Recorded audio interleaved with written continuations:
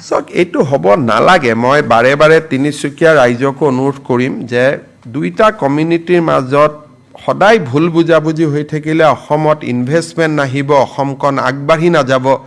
এই বিশেষ বস্তুটোলৈ মই খুব চিন্তিত খুব দুখিত যে বাৰে বাৰে দুইটা কমিউনিটিৰ মাজত এটা এনেকুৱা এটা পৰিৱেশ সৃষ্টি হৈ আছে কিছুদিন পিছত মই আমাৰ মন্ত্ৰীসভাৰ জ্যেষ্ঠ সদস্য দুজনক পঠাম যাতে দুইটা কমিউনিটিৰ লগত আলোচনা কৰি এটা শান্তিৰ বাতাবৰণ হ'ব পাৰে কাৰণ এনেকুৱা খবৰ বাহিৰত গ'লেই অসমৰ প্ৰতি আকৌ প্ৰশ্নবোধক চিন আহি যায় সেইকাৰণে এইটোলৈ মই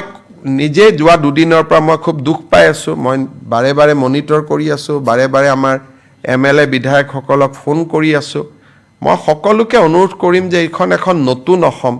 ইয়াত এইবিলাক সৰু সৰু কথালৈ কাজিয়া কৰি থকা দুটা কমিউনিটিৰ মাজত টিকটকটা হোৱাটো ভাল নালাগে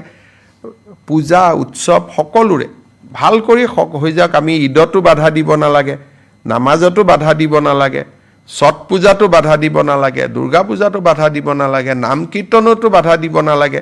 কিবা স্থানক লৈ যদি কিবা অসুবিধা আছে আলাপ আলোচনা কৰি আমি মীমাংসা কৰিম কিন্তু বাৰে বাৰে এই ঘটনাটোৱে বেলেগক সুযোগ দিয়ে